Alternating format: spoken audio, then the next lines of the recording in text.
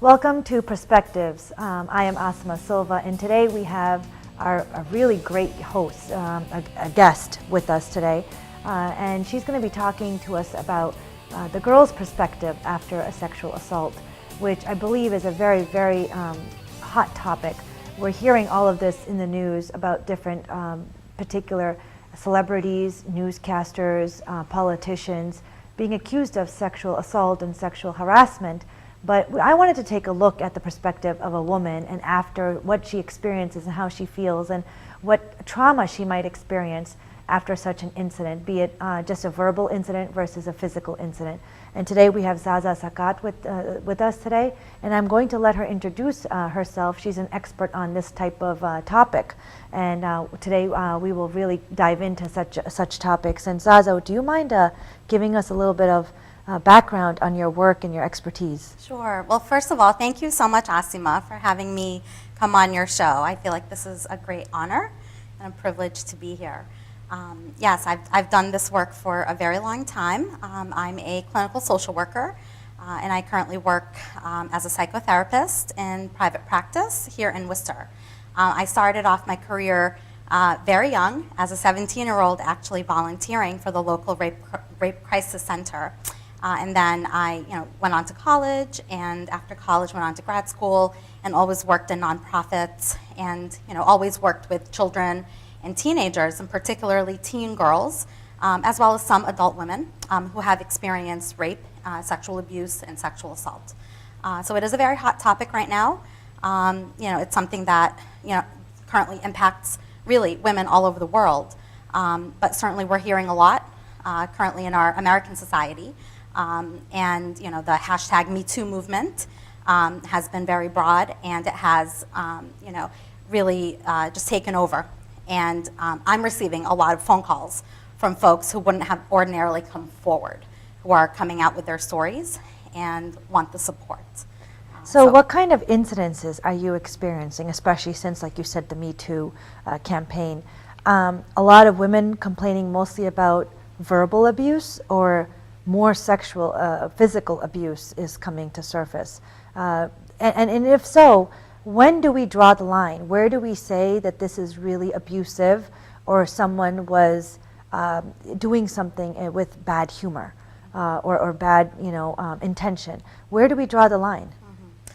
Well, what we're hearing a lot of with the media these days is the sexual harassment in the workplace. And that's always been happening. We have Anita Hill, to thank for her courage back in the day, and perhaps she was ahead of her time in some ways, coming out the way she did at that time. But it's been 20 plus years since then, and here we are. And now we're uncovering all of this, and for a lot of people, it's quite shocking. But for folks who really work in the field, understand that this is really, it's just something that happens, and it's hard for women to talk about it. The kind of girls that I work with, mainly teenage girls, who have experienced some kind of childhood abuse. Typically, it's by someone they know, whether it's a coach or a family member, a close family friend. Sometimes it's even a parent or a grandparent. And it's very shameful. Trauma impacts the brain in significant ways, especially a brain that's that hasn't fully developed yet. So when we talk about children and adolescents, they're still growing, they're still developing. And trauma is a very complex topic on its own, and we're still really trying to understand it and how to work with it, how to treat trauma. But I feel like with everything going on in our media right now, and all these women coming forward, and I feel like they're so brave to do that. Right. Certainly a very difficult thing to do. They've been, these girls have felt empowered enough to be able to talk about it. So what would you say as a friend or a parent, maybe suspecting somebody of going through some type of sexual assault? Do you expect that person to come out and talk to you right away? If not, I'm assuming no. And if so, how many hours or days do we wait? Do we approach them? Do we ask them? Do we wait for them to come to us? How can we be supportive if we do suspect somebody of going through something like this? That's a really great question. I think the best thing to do if sexual abuse is suspected to demonstrate that, there are safe people around them, people who, care about them, people who they can trust. And when they're ready, then they can come and share their stories and tell about what happened. Our current research shows that working with trauma isn't so much about remembering all the specific details as much as it is about the emotions that are experienced as these women and girls go through the symptoms that they're going to experience as a result of post-trauma. And so, having people around them who can support them, who believe them when they come out with their stories, when they identify their trauma, because it can be very, re-traumatizing if, a woman tells her story, identifies her trauma, and then people around her don't believe her. And usually letting her know that it wasn't her fault, that she certainly survived something that should have never happened to her. We think of, sexual abuse and sexual assault and rape as, an act of violence. And that's often misunderstood by our society. So we want to let her know that she's believed, that she is supported, and that there is help for her, and that it wasn't her fault. Well, we've heard a lot of that information. We've done a previous show with a person who's actually Hasna Mukhtar, who's doing research on domestic violence and sexual assault. But I guess I'm trying to get into the deeper questions that people are afraid to ask, right? Now, I know I've been reading online, men are saying, well, we can't court a woman anymore because if we make a comment or, make a move, it's going to be deemed as sexual assault or harassment.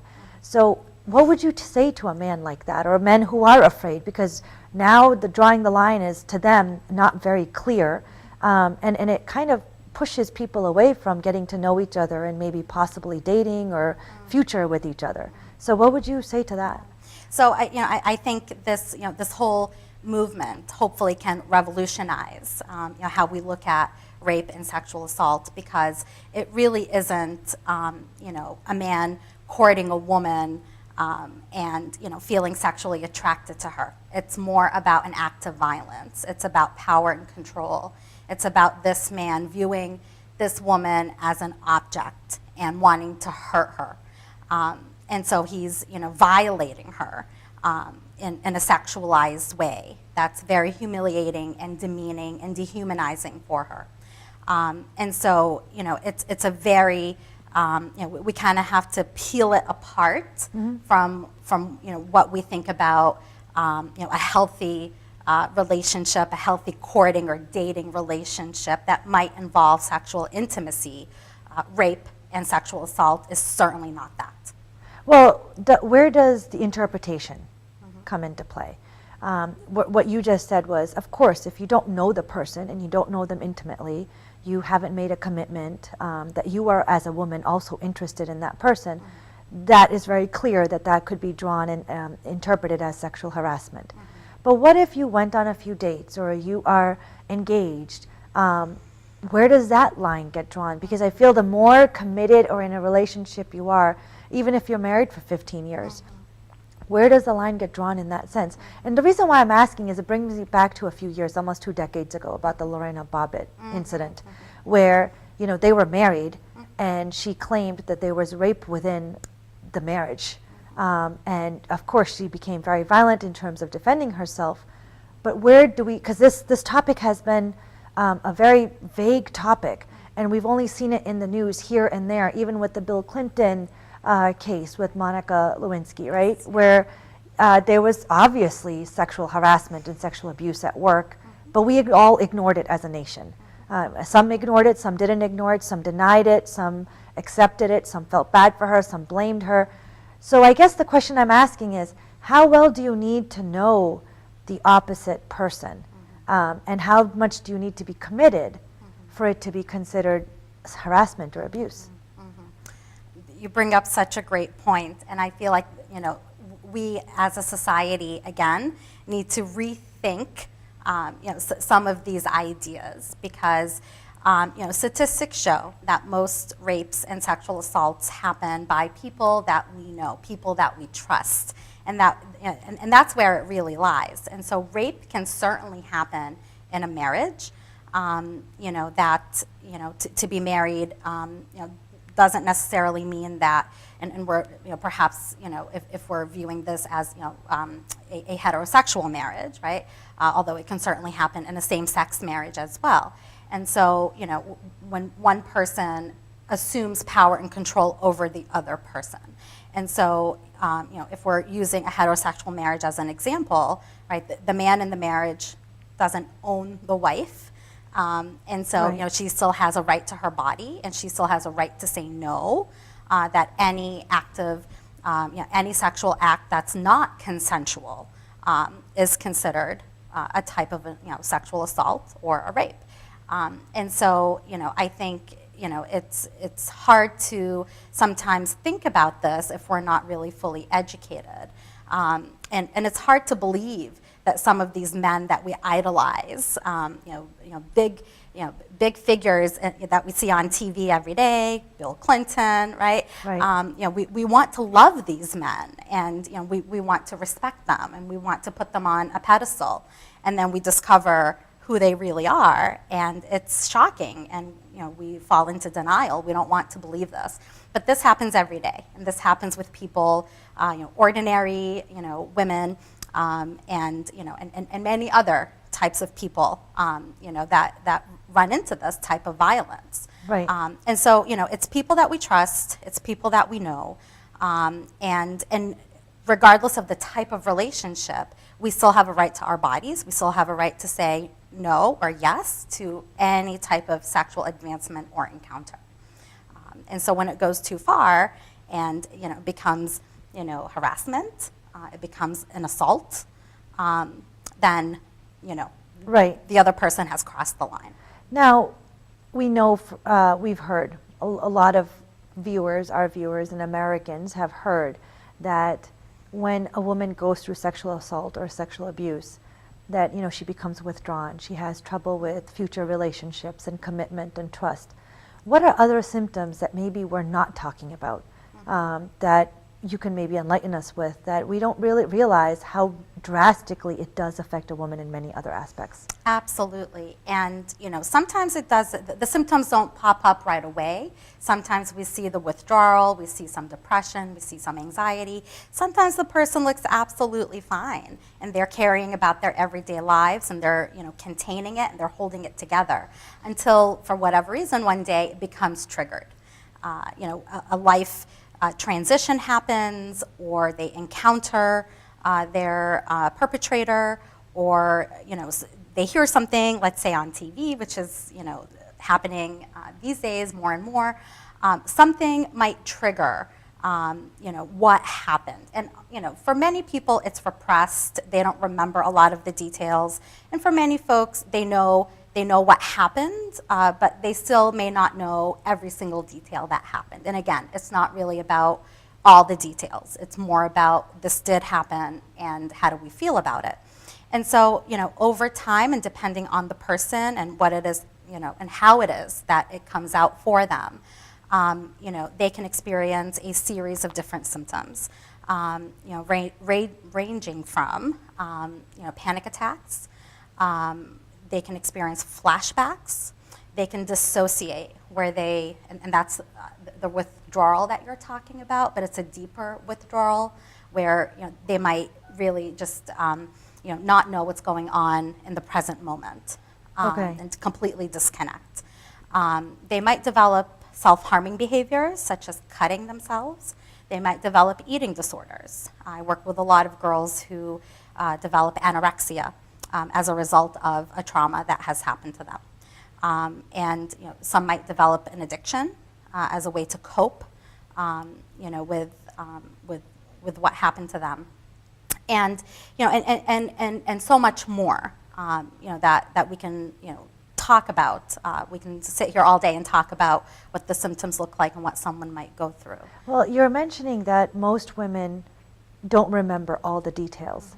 And that's unfortunate, because when we talk to somebody, we're looking for those details to see how valid and how truthful the experience or what they're recounting is really about, right? Even when it comes to police or making it official, if you're going to recount your story.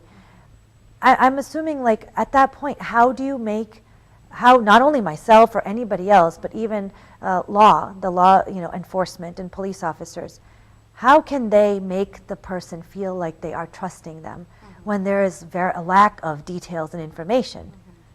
Yes. I don't know how to ask that question other than, what do you do without too much detail? Yes, and that's really hard.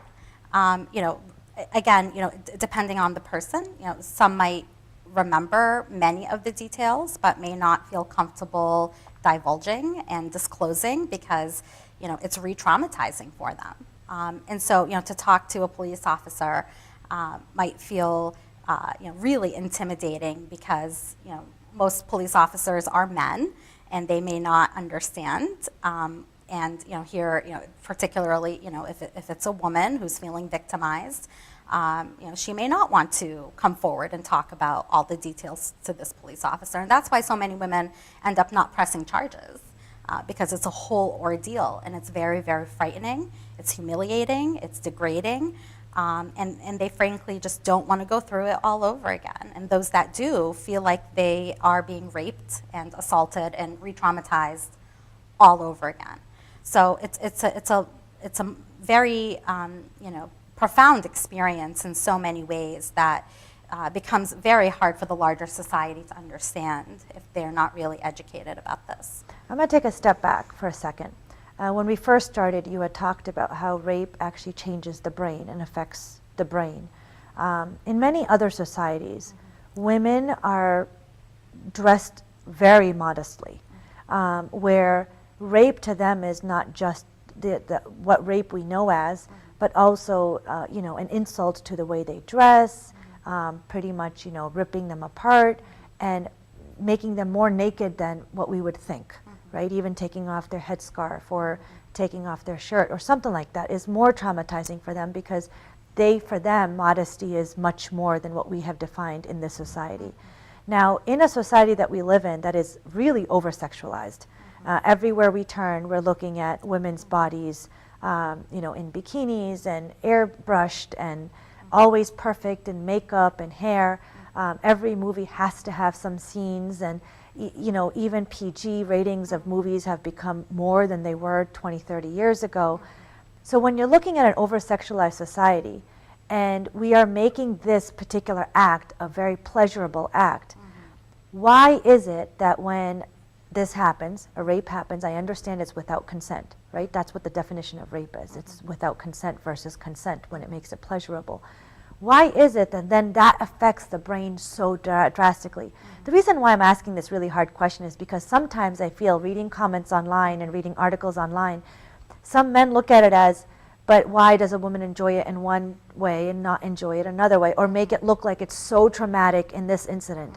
And it's just based on a slight consent, right? I want that to be answered, and I want somebody like yourself who's experienced it from the other side, hearing women and working with women who've experienced this.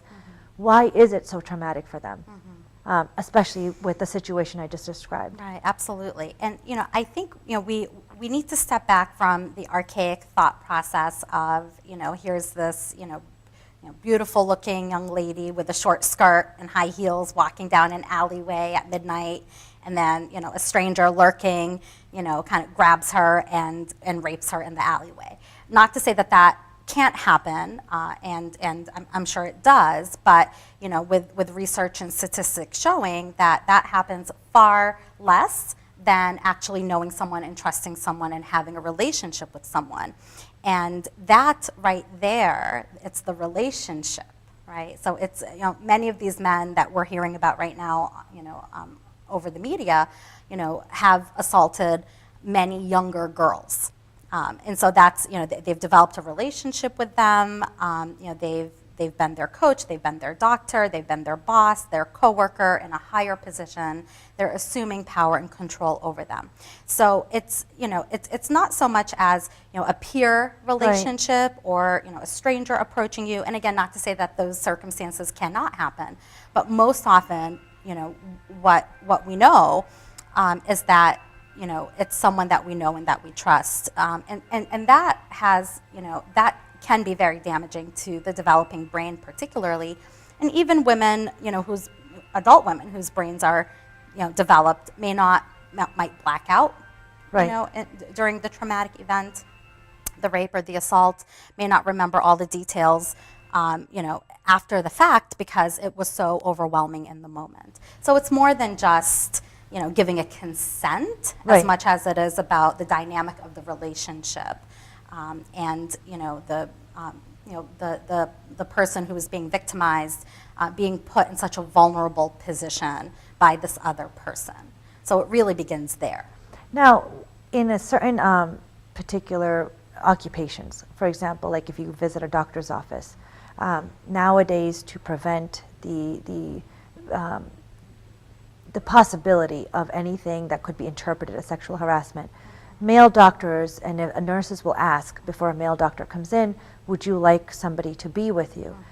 Would you think that now, based on what girls might have told you, would that have been a preferred way if like a girl is visiting her coach or getting something? It's always then kind of a thing where we start doing as part of our society, as part of our pattern, that we say, no, you have to bring your parent in with you when I'm meeting with you alone, or I need another teacher along with me when we're meeting together. It might be a little bit too strict. Mm-hmm. I'm not quite sure, but I want to know, like, with the people that you have worked with, what was their reaction? Would have preferred something like this, where it was a little bit of a protective system? That's an interesting thought, and I'm not sure that we need to really have redevelop the way we interact with each other, in a way where we're constantly feeling unsafe. But I do think it is important to be able to openly talk about, and I don't think we do this as an American society, really openly talk about what rape is, what sexual assault and sexual abuse is, and how can we notice the red flags, how can we notice the signs when we're feeling vulnerable, when we're feeling like we're being put in a compromised position, when we're feeling like we are being victimized or preyed upon or objectified, right. When we start to feel uncomfortable in a certain situation, right? And that could be date rape, that could be a marriage, that right. could be an interaction in a workplace, et cetera, et cetera. It could be a doctor's office.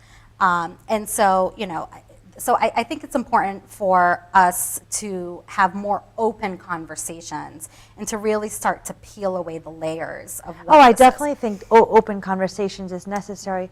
But the reason why I was asking that is because when a doctor comes out and asks, or a nurse comes out and asks a woman, would you like someone in there with you at the time of your visit, mm-hmm. It gives a woman a choice, a voice to speak before she had to ask, mm-hmm. For it. And if every woman is being asked, if one woman is feeling a little hesitant, she may not feel like she has to say no, because then she won't stand out, mm-hmm. because she knows that other women would have said, they would have wanted that particular service themselves. Right. So I feel, maybe we don't have to reinvent everything, mm-hmm. but if there's certain areas, like you said, like coach, mm-hmm. or in areas where we've kind of seen heightened areas where these incidents happen, mm-hmm. Something like this might give the voice to that mm-hmm. girl and to, or whoever the victim is. It could be a boy also. Sure. But might give them a voice and a chance to just protect themselves without feeling like they're asking for something that might exclude themselves and outcast themselves from everyone else. But moving forward with this conversation, what would you say in terms of adult women versus young teenage girls? Mm-hmm. Do they experience this kind of trauma differently? Do they handle it differently? It entirely depends on who the person is and what they've been through. Some traumas are compounded. Sometimes a person has experienced childhood trauma, trauma again as teenagers, trauma again as adults. And trauma can look very different. So it could be in the form of a sexual abuse or sexual assault, could be physical violence, could be witnessing a violent event happening in the community, could be a natural disaster or a car accident. So sometimes traumas are compounded. And the more traumas are experienced, the more vulnerable someone becomes, because it becomes harder to process through, especially if they don't feel like they have the support system to be able to talk about it, identify the trauma, and then seek the help that they need.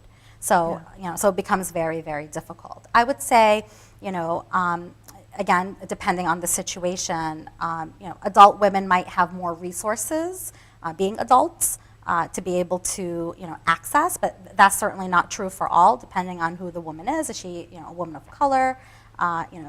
Does this woman have health insurance?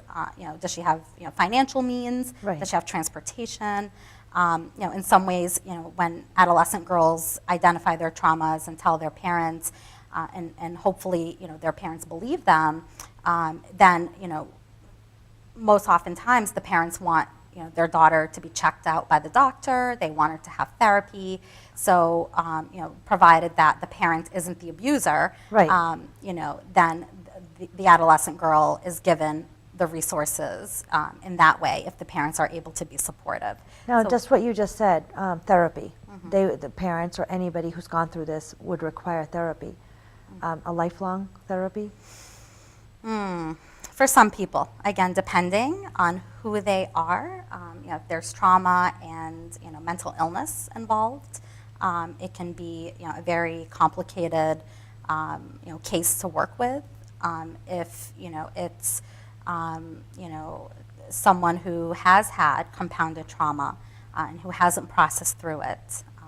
I think what's really important to think about is when someone comes to therapy, that it's a very hard thing to do, right? It's Admitting you need help. Admitting you need help, picking up the phone and calling, whether it's for your child or for yourself.